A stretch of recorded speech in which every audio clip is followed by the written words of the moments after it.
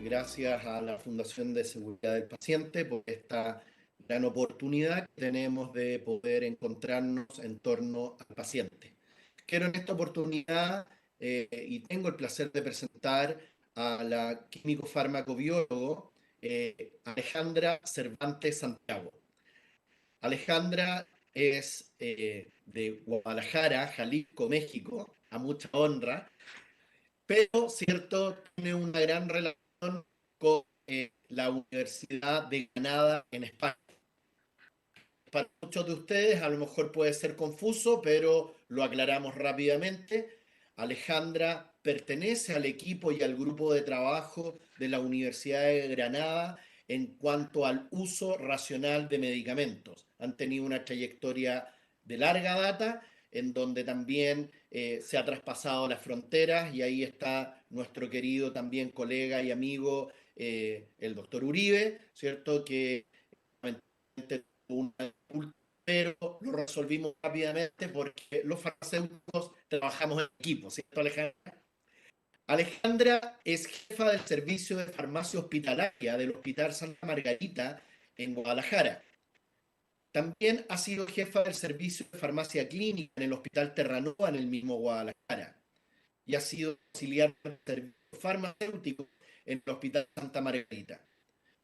Tiene una serie de publicaciones y participaciones en cursos, congresos y certificaciones, como por ejemplo un diplomado en farmacovigilancia y tecnovigilancia. No dejar de lado que esto de medicación sin daño también tiene una variante con el dispositivo médico. Así que la referencia que tiene nuestra expositora es de altísimo nivel.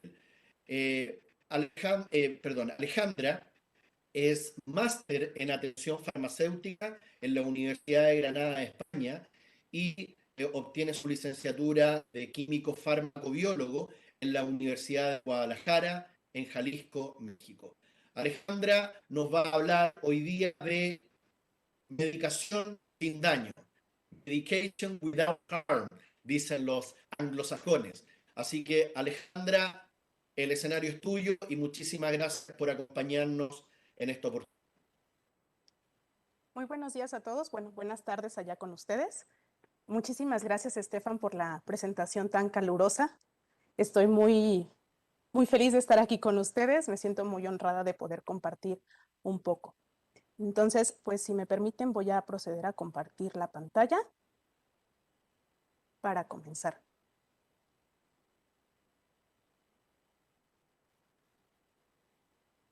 Sí se ve correctamente, ¿verdad? Perfecto. Ok, maravilloso. Bueno, para comenzar, me gustaría iniciar con esta diapositiva, que es una publicación precisamente de nuestro compañero y colega Alberto Uribe en sus redes sociales, que nos dice que el paciente no es solo un paciente. Él es el amor de alguien, es el padre de alguien, es la madre de alguien, es el hijo de alguien, es el amor de la vida de alguien, es el abuelo de alguien. Nosotros somos ese alguien y en algún momento también somos ese paciente. Nuestra misión es siempre cuidar y hacer todo lo que podamos por el amor de la vida de alguien. Y es que nosotros como profesionales de la salud tenemos que tener siempre en la mente esta premisa, porque todos en algún momento nos ha tocado ser el paciente o ser el familiar y sabemos en carne propia lo que es atravesar la enfermedad o acompañar en esta. Y el tomar a lo mejor esta experiencia nos podría servir para convertirnos en profesionales más cercanos, más humanos, más cálidos con los pacientes.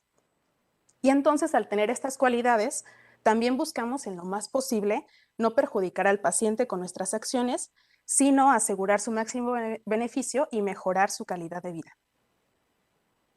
En el 2017, la Organización Mundial de la Salud estableció la medicación sin daño como uno de sus retos mundiales para la seguridad del paciente.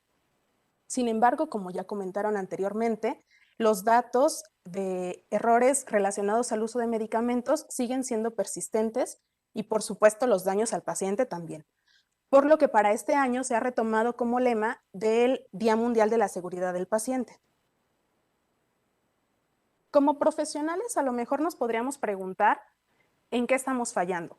podría ser la falta de compromiso que tenemos con el paciente, a lo mejor son cosas de nuestra ética profesional, nos centramos en atender enfermedades y no pacientes, hay deficiencias en la formación académica, hay factores del entorno que nos provocan a fallar, o existen a lo mejor fallas en la comunicación con otros profesionales o con el mismo paciente.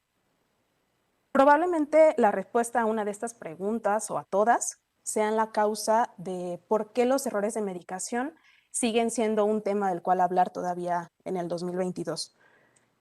Pero creo que más que cuestionarnos en qué estamos fallando, necesitamos realmente tomar conciencia y darle un giro a nuestros servicios y centrarlos realmente en el paciente, en atender todas sus necesidades y preocupaciones.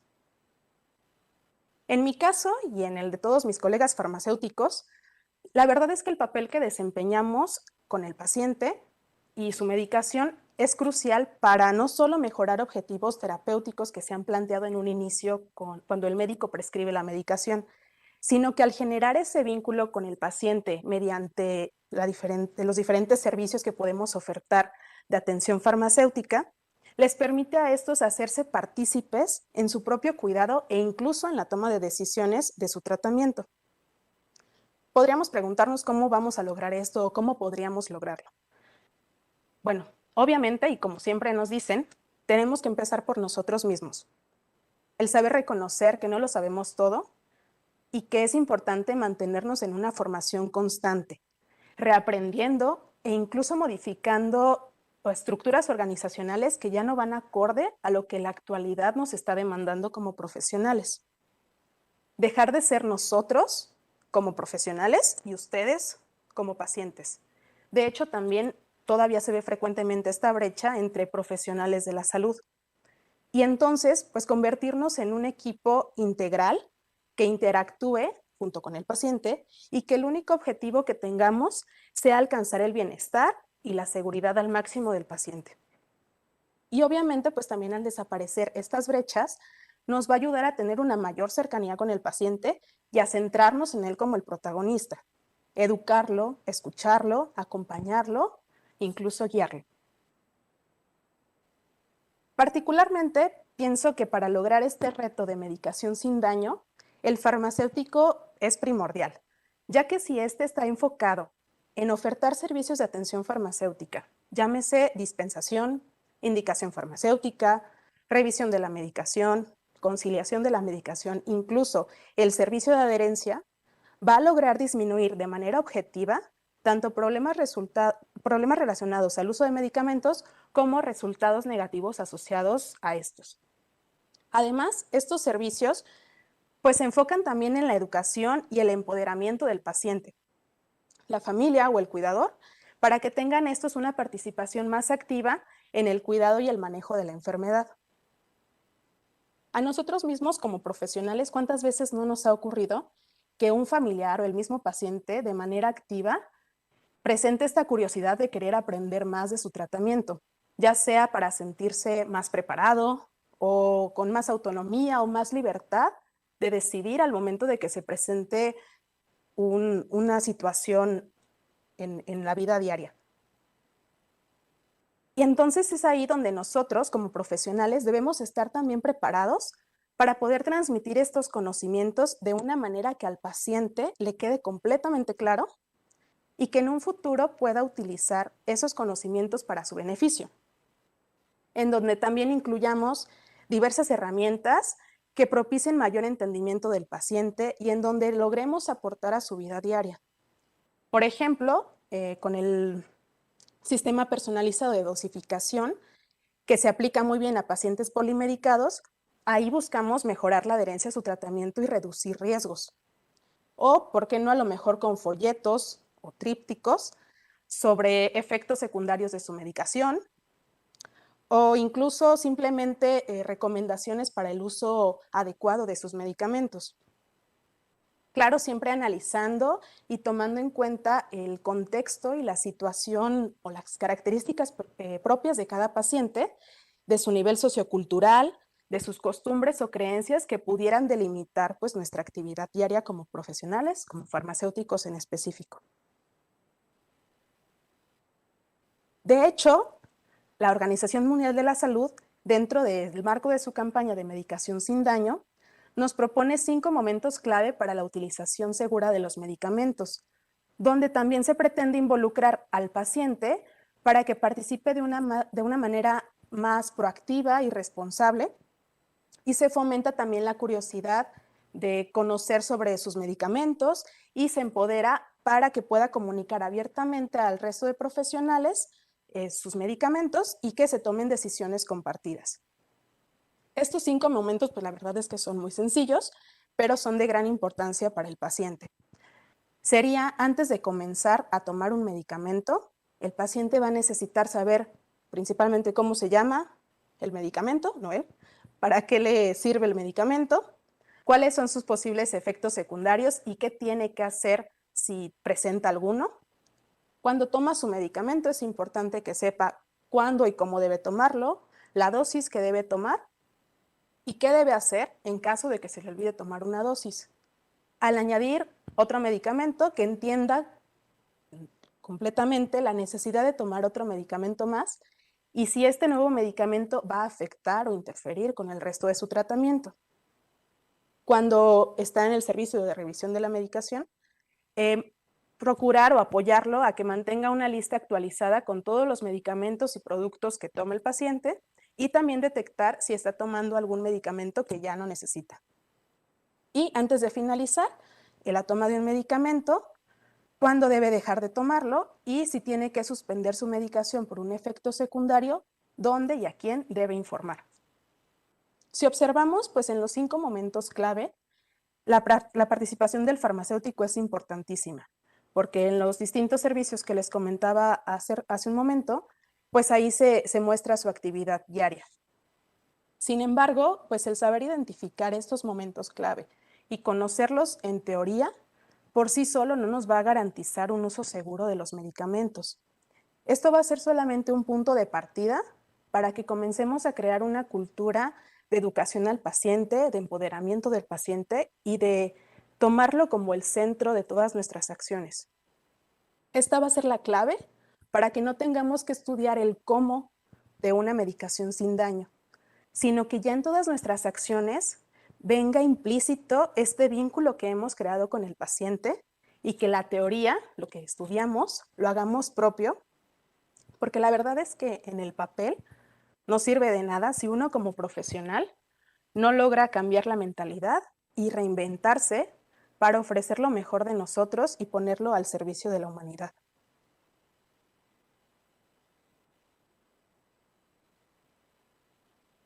Por último, pues me gustaría invitarlos a reflexionar la próxima vez que estemos de frente a un paciente y nos preguntemos qué estoy haciendo para mejorar su vida. Muchísimas gracias por su atención.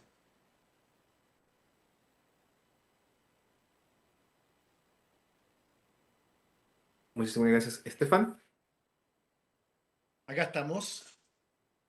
Había apagado la cámara para dejar el escenario completo a nuestra querida colega. Colega, excelente, estamos en tiempo, ayudamos mucho también ahí a la organización por un pequeño desfase, pero vamos a aprovechar también minutos que nos quedan, ¿ya? Para ir recibiendo algunas preguntas.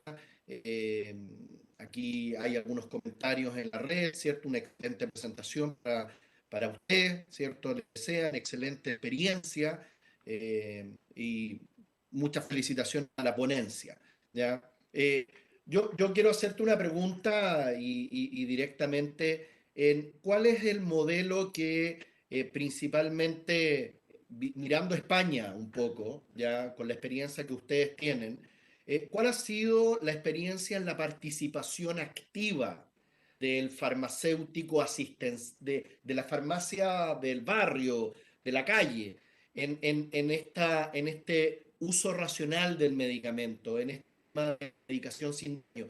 Y nos puede decir, porque tengo entendido que hay muy buenas experiencias que aún no se replican en Latinoamérica. Sí, claro, de hecho, tampoco acá en México aún es posible De hecho, encontrar un farmacéutico en la farmacia comunitaria es bastante complicado.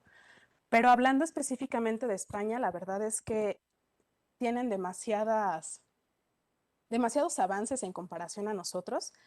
Uno de los servicios que se me hace el más integral y el más bonito para los pacientes es el servicio de seguimiento farmacoterapéutico. Es un servicio pues que se enfoca realmente en revisar los medicamentos que el paciente está tomando con una metodología ya estructurada y pues de esta manera lograr identificar problemas relacionados con los medicamentos y los resultados negativos asociados a la medicación y mejorar la calidad de vida. De hecho, tiene pues muchísimos impactos, tanto clínicos como humanísticos, económicos. En la calidad de vida del paciente se ve reflejado. Entonces, ojalá en algún momento, pues aquí en Latinoamérica, podamos llegar a ofertar ese tipo de servicios de gran calidad para los pacientes, porque a ciencia cierta nos necesitan pues mucho. Entonces, ojalá que sea una realidad para todos nosotros. Otra pregunta que me aparece más por redes internas que por acá, ¿cierto? Acá hay profesionales de la salud, ¿ya? Algunos que se dedican al área salud también, que tienen otro tipo de estudios, pero hemos tenido muchos la oportunidad de trabajar en hospitales, Alejandra, como tú lo haces hoy día, ¿ya? Y la relación, ¿cierto?, interna que tiene el farmacéutico en relación a la medicación sin daño es bastante estrecha con, por ejemplo, las enfermeras que están dedicadas a la gestión del cuidado del paciente.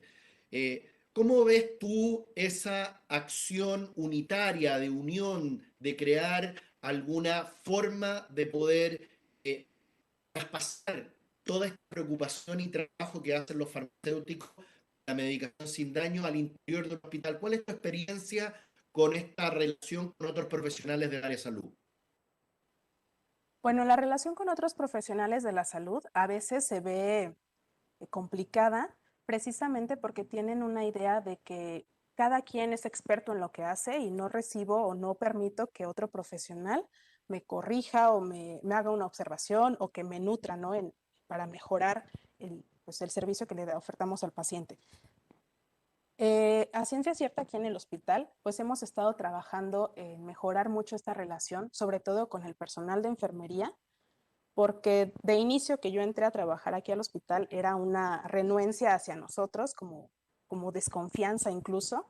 Entonces hemos ido pues presentándonos de manera amigable hacia con ellos y pues dándoles nuestras recomendaciones desde el punto de vista como farmacéuticos y de que pues nosotros somos quienes sabemos realmente del medicamento y que podemos aportar y apoyar y agregar valor pues a lo que ya se realiza con el paciente.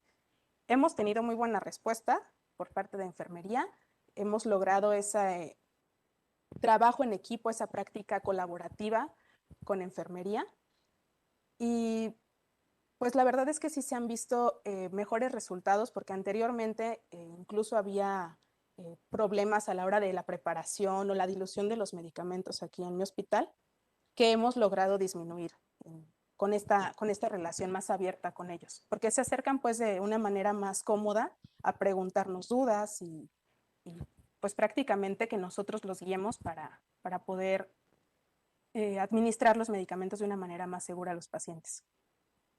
Perfecto. O sea que ha relevado el rol del equipo de salud a la sociedad. Muchas gracias, Alejandra. Hay dos consultas muy concretas de Lorena Cofré y Diana Pérez. Lorena pregunta: ¿se tiene farmacéutica clínica como exigencia legal en instituciones de salud hospitalario? Si puede responder por México y por España, sería bueno. Por parte de Chile, Lorena, más que una exigencia legal, es una exigencia ética y profesional de que el farmacéutico clínico, capacitado como tal y certificado como tal, esté siempre detrás del cálculo de dosis, cambios de esquema y más de administración. Y la otra pregunta, al inmediato, ¿cierto? ¿Qué realiza el proceso de administración de medicamentos? Imagino que Diana pregunta, ahí hay una duda, Diana, ¿cierto? Si me estás escuchando, si es gestión del medicamento o de quién administra el medicamento. Pero contestemos primero, si te parece, Alejandra, la exigencia legal. Claro que sí. Bueno, en España sí se exige pues que el farmacéutico curse por una preparación, por una especialización en farmacia hospitalaria que tiene una duración de 4 años. Se tiene que hacer un examen de posición que se llama FIR para entrar pues a esta residencia pues como farmacéutico hospitalario. Y posteriormente a eso, pues ya el farmacéutico puede ejercer en las instituciones de salud y como farmacéutico hospitalario ya con este grado.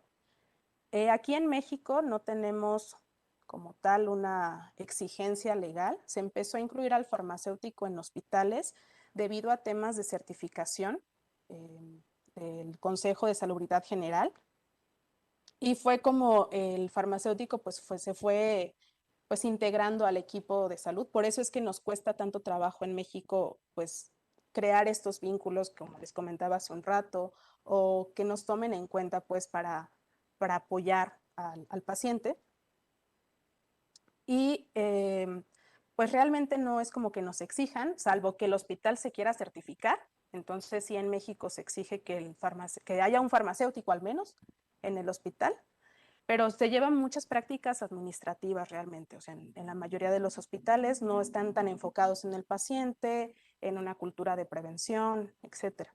Entonces yo creo que ahí tenemos todavía bastante camino que recorrer. Perfecto. Última pregunta, fuera del presidente de la Hugo nos pregunta directamente, ¿cómo de alguna forma tú propondrías frenar los errores de prescripción o los errores en las recetas? ¿Ya? En Chile tuvimos una práctica muy a la fuerza, en donde estamos eh, empezando a ir la receta electrónica a nivel hospitalario. ¿Ya? De alguna forma para evitar un poco los problemas de la apariencia, de la escritura, qué sé yo. ¿Cuál es tu propuesta como magíster en el tema y como experto en el tema de evitar estos errores de prescripción? Bueno, yo creo que si no se tiene como un soporte de tecnología de la información suficientemente bueno como para generar una prescripción electrónica como la que nos comentas, pues yo creo que sí es importante al menos involucrar al médico prescriptor en mejorar pues estas prácticas, ¿no? O sea, a lo mejor que prescriban ya a computadora, la mayoría tenemos acceso a computadora, entonces si hay problemas en la escritura, pues que ya sea un poco más legible. Y pues a lo mejor también apoyarlos para que estos medicamentos o que las prescripciones quedan completas, porque también a veces les faltan ciertos datos importantes para la administración del medicamento. Pero yo creo que avanzando ya a un mundo más tecnológico, pues la verdad es que el tener un soporte técnico de ese nivel es la solución a ese problema en particular de la prescripción de medicamentos. Fíjate que nosotros identificamos en el hospital, me tocó desempeñarme en pandemia, ¿ya? En Chile, la posta central, el Hospital de Urgencia y Asistencia Pública. Eh, Nosotros tuvimos ahí una experiencia bastante exitosa porque se formó un equipo multidisciplinario, incluidos ingenieros informáticos que diseñaron un sistema no solamente de transcripción de receta y que no fuera a mano, sino que también el tema de los reportes, ¿ya? De cómo se reportaban inclusive esta falta de claridad. Para nosotros se declara como un evento, ¿ya? A revisar cuando llega poco legible una receta de un piso, ¿cierto?, de urgencia, de la UCI, de medicina, etcétera, etcétera. Entonces, y llegaban a la farmacia y efectivamente la farmacia también tuvo que levantar un sistema y una integración de educación a todos los farmacéuticos que trabajan ahí para poder generar esta disminución en la brecha del error. Te lo paso como un dato, ¿cierto? Nosotros trabajamos la brecha y eso fue muy bueno porque se fija un KPI, un indicador, y el indicador es bajar, ¿cierto? En los eventos identificados como tal. Habían eventos de medicación, habían eventos de preparación, habían eventos también de falta de conciliación, de los que son más expertos saben lo que significa. Entonces, desde ese punto de vista, cuando uno lo enfocaba hacia el indicador y a bajarlo, todos ganaban. Así, más era el paciente. Alejandra, te quiero dar las gracias, ¿cierto? Con mucho cariño, un afectuoso saludo al hermoso Guadalajara y agradecer en nombre de la Fundación de Seguridad del Paciente por haber hecho esta gran exposición y ponernos al día en lo que es medicación sin daño. Muchísimas gracias, Alejandra. Alex, todo tuyo.